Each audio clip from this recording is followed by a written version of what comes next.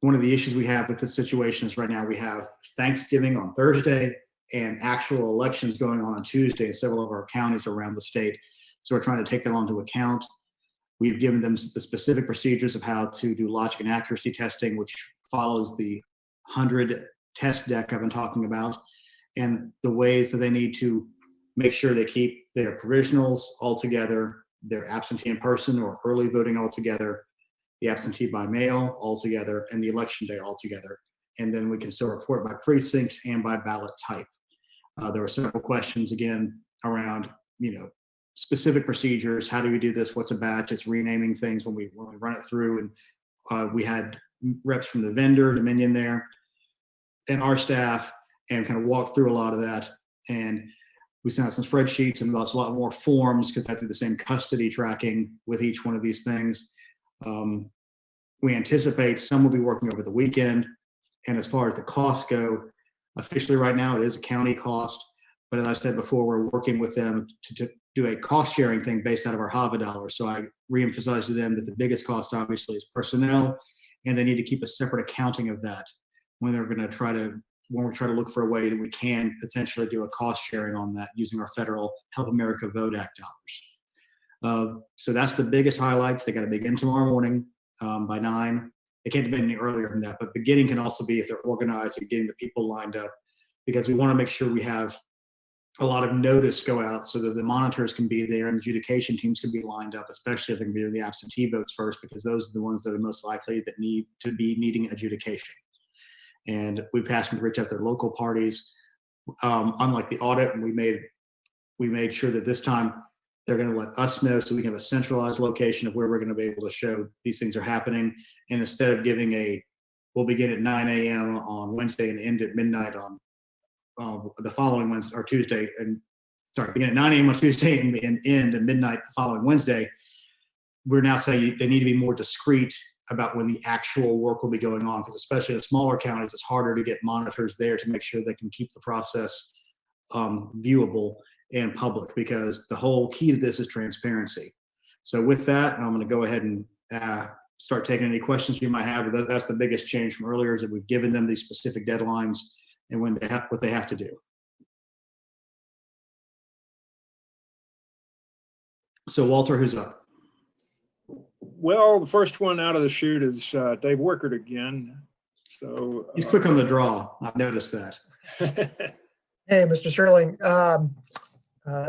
I'm assuming that you will not be releasing results again until the count is complete. Is that right? Well, actually, in this case, it's a different situation. In the audit, you're trying not to hit a specific mark. So in this case, what's going to happen is when they are done with their results within the county, we have to set up a different election program inside the EMS and on the ICC scanner. So they're going to take those results, load them into the EMS, and put them into a new election night reporting page that we're building out right now.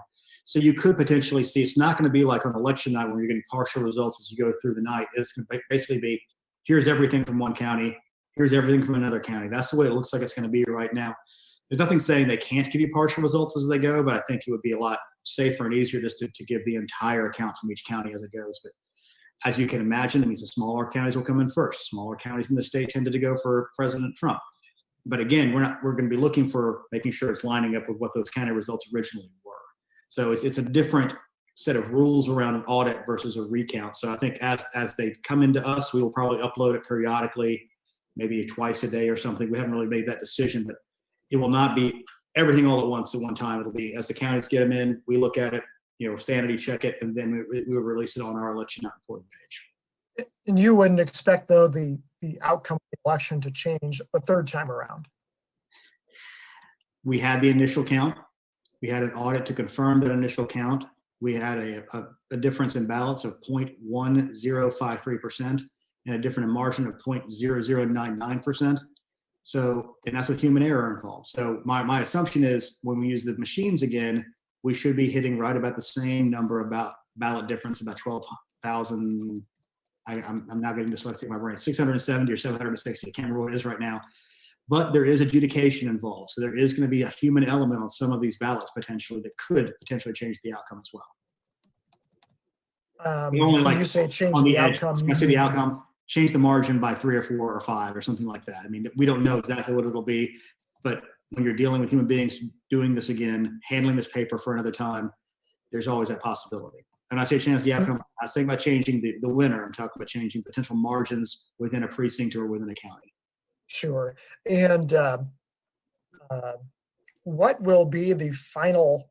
What will be the final official results? I want to make sure I understand which count gets counted. As I understand it, this count under the Code of Georgia will be the certified version of the count. And if y'all could get what is the official margin right now? If you could get that, I'd appreciate it. I had it earlier, and then I questioned myself, and let me take a look. Bear with me a second. All right, 74,507 minus 61, 837, 12,670. 12,670. Thank you. 12,670. All right, thanks, Dave. All right, next we have Zach Montiel. Yeah, hey Gabe. Sorry, pretty dumb question. When you say midnight on November or December 2nd, that is Wednesday going into Thursday, correct? That is Wednesday going into Thursday. This is essentially the same deadline we had for the hand audit. Got it. Just wanted to double check that. That's it. Thank you, Gabe. Thanks. All right, Stephen Fowler. Hey, Gabe, got a couple questions for you. First, with the results, Georgia reports its results down to the precinct level. And so will we be able to see with this recount the variations at the precinct level with the reporting? Yes, because there's basically indicators on each one of the ballots as to what precinct is assigned to. So we should be able to track that along. And that's why we're also doing it in those 4 separate buckets to make sure that everything lines up on ballot style within the precinct itself as well. Right. And then, in regards to transparency and monitoring, there's been a lot of confusion and misinformation about how these things are counted. So what exactly, can you just explain again, what exactly the counties will be doing for the next week and who is allowed to watch what and in this process? All right, so for this process, it's a little bit different than the auditing process because it's a much more compact kind of thing. It's not as spread out as we saw in the hand audit. Most counties will have one machine going. And I think the rule that we set up, not the rule, but the interpretation we put out in the official election bulletin today was a minimum of 2 monitors per party per location, plus for any more than 2 central scanners, you get an additional 1 monitor per party. So that includes libertarians. They can go up to 3 additional monitors at a time per central scanning unit. And they can watch the process. They can't be intrusive. They're just there to make sure that the ballots are being handled properly. They're going through that scanner. They can watch the LNA process to make sure the scanner is counting properly because that's got to be done publicly. We really want to make sure that that's done in a transparent way. And then separate from those people, you essentially have 3 teams. You have the recount team. The recount team are the county employees and sworn registrars who can touch ballots, and they're going to be running things for the ICC. Then you have the official party and campaign monitors who will be there, who can watch over the process to make sure that it's functioning in a fair and transparent way. And then you have the adjudication teams, which follow the same rules we had before. There'll be 1 Republican, 1 Democrat, and 1 election worker for any potential ties on any ballot where the initial ballot artifact, you cannot divine the intent of the voter easily from the first round. It'll kick it out. It's the same thing on this machine. Most people will do electronic adjudication, so there'll be overvotes, stray marks that are in the marginal marks, and then I think write-ins have to be looked at as well. But those are the different teams of people that are there, and 2 groups will have partisans in it to have a role in the process when it comes to adjudication. And then the other group will be the monitors to make sure the process is being run fairly and report back to their own people at the party. So I hope that kind of lays it out for it. There should be a lot of monitors for this one. Yeah, and then can we get the election bulletin with the instructions? I think that would be helpful to have in explaining this. And then one more thing, I really hate to ask this, but it's floating around out there that somehow the state election board is making it where people can't register to vote unless they own a car. So can you please If you are registered to vote, you're already registered to vote. You don't have to re-register. You don't have to own a car. in order to vote. This is one of those things where that is one of the things that an election worker can look at to see if you live where you say you live, is your car registration, because that's an official government document. No one is being disenfranchised, but we have asked the counties to make sure they follow the law, both the spirit and the letter, so that people aren't just moving here to vote and then going away again.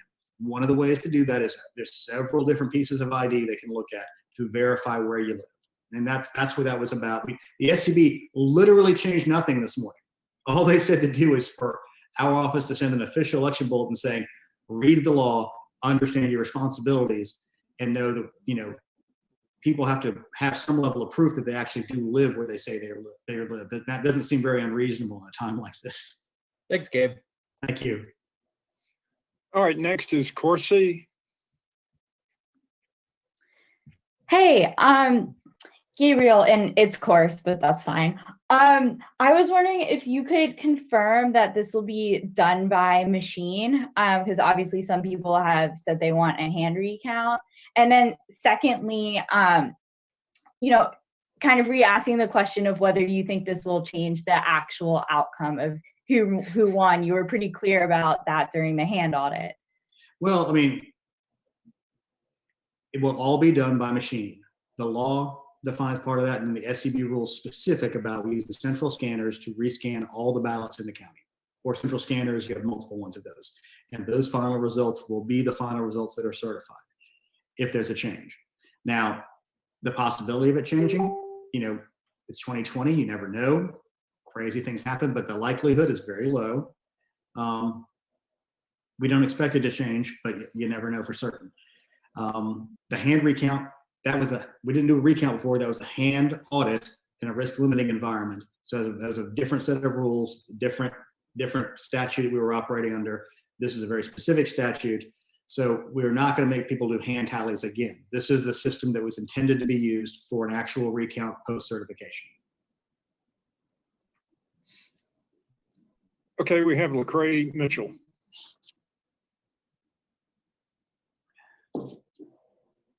Lecrae, you're still muted. Can you hear me now? Yeah, gotcha. Okay, great. How you doing, Gabe? I'm okay. I got coffee now. It's been a long few days. Yeah, I'm sure. I had two questions. The first is just, I know you just said no changes were made from that state board meeting this morning. I just want to go over again, because I know earlier we had said something about the absentee ballots now being, did I get this right? They're mandatory now to have to start processing them 8 days before instead of like counties having the option. I just wanted to make sure What I was saying, Lecrae, was that when it came to the residency, there was 3 agenda items. They moved on the first 2. They realized after talking to the Attorney General's office, the third one, the residency, the law was already there. We just want to put a reminder to the counties to follow that law. The first thing we did in the SCB meeting this morning was to extend the drop boxes, because that was an emergency rule. And the second thing was what you just laid out. We still allow them to begin scanning 15 days out, which is basically the 3 Mondays before the election. But they shall begin to scan that second Monday before the election, which is 8 days out. We just wanted to make sure that people are taking full advantage so they can be caught up by the time they get to election day, and only be doing election day ballots that come in through Tuesday night into Wednesday morning. Got it. And then my second question, I think I missed the top of the call. I heard someone say something about a December 2nd midnight deadline. Yes. So did you give timing? And if you could you just recap the timing on this recount? I'm sorry. They may begin scanning tomorrow morning at 9 a.m. on what is tomorrow morning? It's Tuesday the 24th at 9 a.m. They have to give notice both on their website, publicly post there, let our office know so we can post it as well. We want to make sure monitors and the public has a right to go see these things. They have to be done with this by midnight on December 2nd. That's midnight going from December 2nd, Wednesday, into Thursday, December 3rd. So they have a full Wednesday to get done. And we did that with the full knowledge that obviously Thanksgiving is on Thursday, and that many of our counties, including 3 large ones, Clayton, Fulton, and DeKalb, will be running an actual election on Tuesday, the 1st.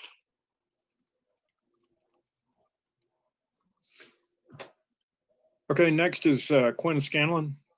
Hey Gabe, just a quick clarification.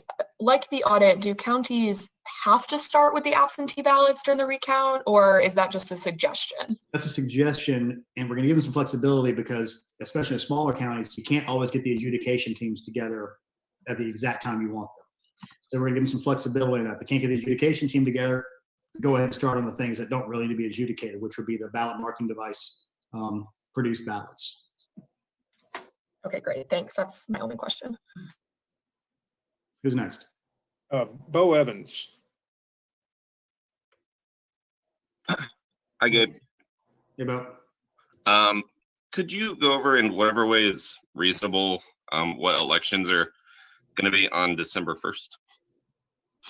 Special elections, and the ones that jump off out of my brain real quickly are the special election to fill the remainder of John Lewis's seat in Congressional 5, the special Democratic primary to fill State Senate 39 that was vacated by Congresswoman Nikema Williams, or Congresswoman-elect Nikema Williams now. The Western District DA's race, which covers Clark and Oconee County. And I know there's some various other ones in counties around the state. I want to say 7 or 8 counties. If you email Walter and Ari, we'll get you the rest of those lists. But those are the 3 big ones I know people have mainly been talking about. All right. Of course, Ken has one. Yeah, I have follow-up questions. This is probably a dumb question, but just confirming, this is just recounting the state presidential votes, so the 5 million again. Right? Yeah, there's also one local race in a county, I don't know what it is, that they are within the 0.5% too, so we're going to use the same system to allow them to account for that one as well. But that's the only other one I'm aware of. Is the presidential race is within the 0.5%, and they requested the recount, and one local one. I'll try to track that down and let Walter and Ari know so they can get that answer to you. Awesome, thanks. Kate Brunback. Hi, Gabe. Okay.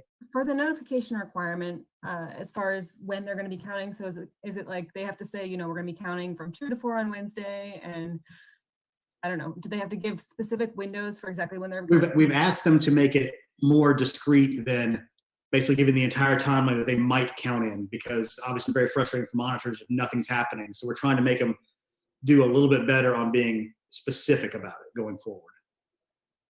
Okay, and are they supposed to how are they supposed to make that public? Their website, they can post it outside their place, and they're supposed to send a notification to us so we can put it on our website as well. Okay, thanks. Jay Morris. Jay, Mr. or Miss Morris?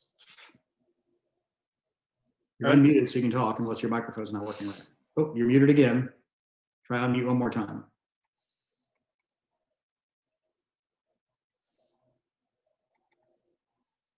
Morris? Okay, Walter, I think we have to come back to that one. Let's go to maybe Sarah is next, I think. Yeah. Hi, Sarah Campbell, Noonan Times Herald. I know we're talking about the recount. Is it okay if I ask a non-recount related question? I'm standing here, so why not? I gotta tell you what I'm saying. So I see so many people claiming that they got all these unsolicited absentee ballots in the mail. Now, I'm assuming they really mean they got applications.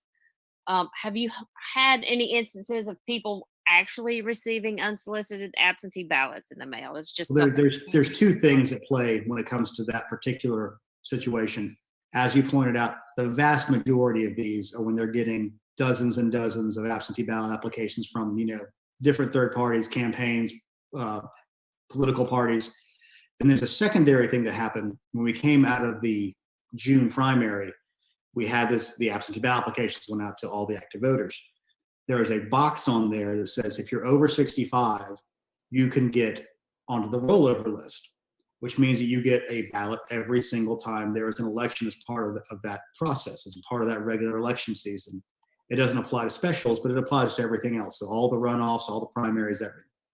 So what happened is a lot of people were just 65 or over and just checked that box because, yes, I'm 65 or over, not realizing they were then asking for a ballot for the remainder of the year. And a lot of people got these like, I didn't ask for this ballot this time, but they actually did. But they just didn't know that's what they were doing when they checked the box. We've we were able to check specifically on some of the ones that called us about it, and we saw that they were on the rollover list. They just didn't know they were on the rollover list. So those are the two different buckets we saw of people saying, I got an unsolicited absentee ballot. Does that answer your question pretty well, Sarah? Shoot. You with me? Are you still muted? I can't tell. Hopefully I answered your question. Do you want to try to go back to Mr. or Miss Morris again? It says you're unmuted, so give it a shot.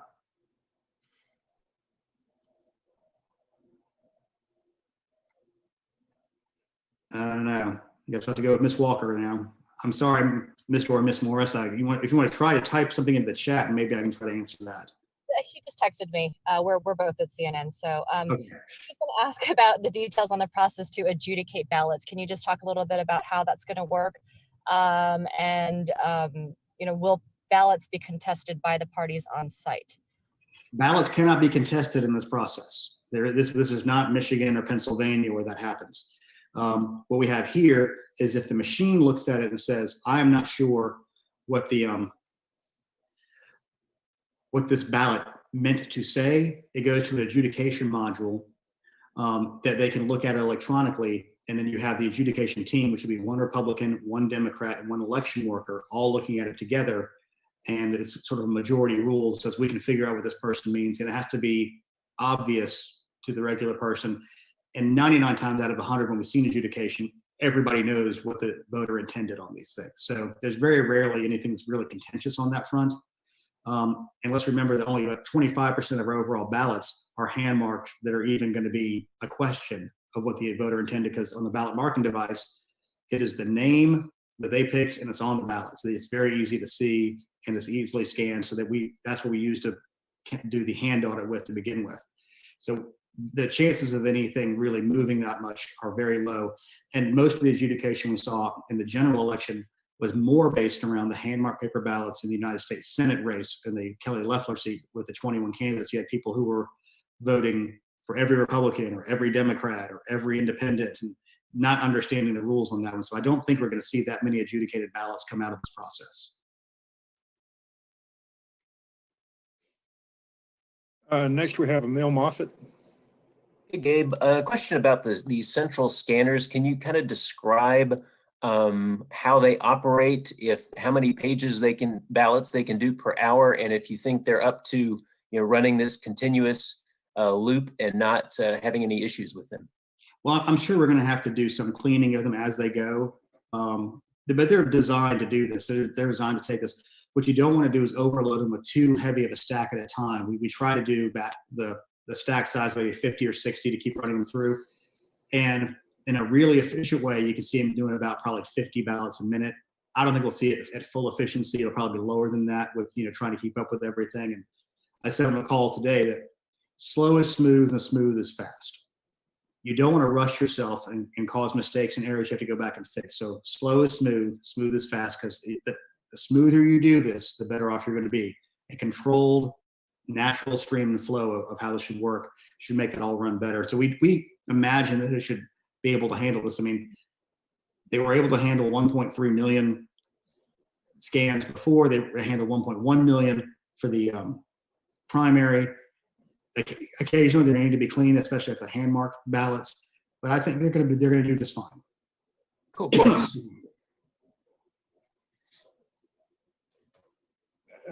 let's see. We have Ms. Walker again. Sorry, quick follow-up. I'm sorry if I missed this, but in terms of the results on the scanned recount versus the hand audit, do you expect to see very little discrepancy or virtually no change at all?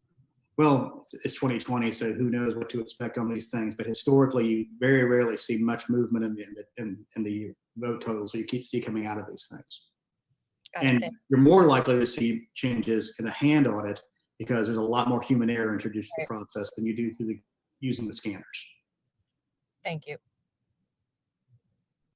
Well, that's all the hands that are up. Okay. All right. Well, I appreciate everybody coming out today. I am praying for our elections workers so that they can be strong to get through this, and praying that they get to have a good Thanksgiving with their families. And thank you all for helping us get the information out and keeping up the unprecedented level of transparency of this office and our county offices working together. We will all get through this. And again, I appreciate your time. I know we have some follow-ups. Just email Ari or Walter with the specific questions on those things, and we'll try to get back to you. Thanks a lot, and have a great day.